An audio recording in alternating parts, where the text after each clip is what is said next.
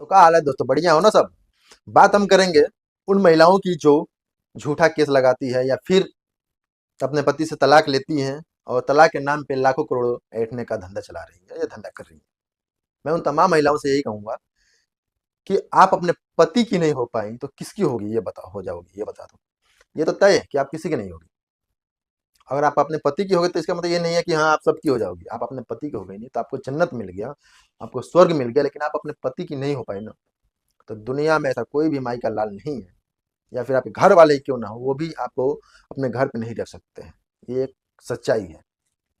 और बात हम करते हैं उन महिलाओं की जो, देखो भाई, एक मिडिल क्लास जब शादी होती है ना, उसमें भी 5 से 10 लाख रुपए खर्च आते ही आते हैं, जो नॉर्मल होती है उसमें।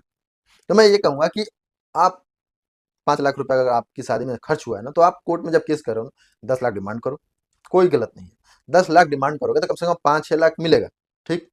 अब आप 5 लाख के बदले 50 लाख डिमांड कर रही हो, 1 करोड़ डिमांड कर रही हो, तो इसका मतलब क्या हुआ कि आप उस आपकी शादी जिसके साथ हुई थी, क्या आप ने अपने शरीर को बेच दिया, अपने अपनी इज्जत को। खैर, जहाँ पे इज्जत जिसको हम कहते हैं कि शारीरिक संबंध या फिर रेप जैसे, वही होता है जो शारीरिक संबंध या फिजिकल रिलेशनशिप को इज्जत कहते हैं ना हमारे समाज में। आपने सिर्फ संभोग के लिए अपनी अपने आप को बेच दिया था, उसके साथ रखा था। संभोग के लिए अपने उसको अपने साथ रखा था या आप उसके साथ गई थी? नहीं ना। तो जब जेन्युइन सी बात है यार, जब आप केस कर रही हैं तो 5 लाख के बाद 10 लाख डिमांड करो यार। 5 लाख के बाद 50 लाख या करोड़ों रुपए नहीं होते हैं। ठीक है।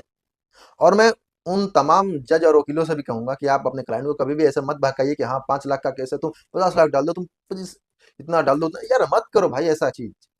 एक तरफ तुम खुद ही, वकील लोग खुद ये कहते हैं कि भैया पुरुष आयोग बनाओ, और एक तरफ खुद महिलाओं के पक्ष में, महिलाओं को से जब केस करवाते हैं तो 50 लाख, 1 लाख, 2 लाख, वो पता नहीं कितने लाखों करोड़ों का बिल बनवाते हैं। क्यों?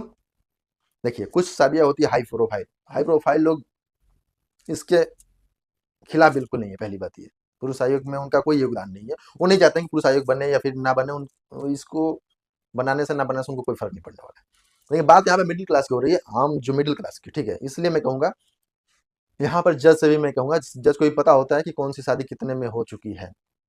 अगर धूमधाम से कोई शादी होती है, बारात आता है, शादी तिलक सब चीजें होती है ना, तो भी उसमें खर्चा आता है। और यहाँ तक कि उसमें ना, लव मैरिज की मैं बात नहीं करूंगा, क्योंकि लव मैरिज में शादी अब अपने अपने तरीके से लोग करते हैं, लेकिन अरेंज मैरिज में जब तलाक की बात आती है ना, तो मैं ये कहूंगा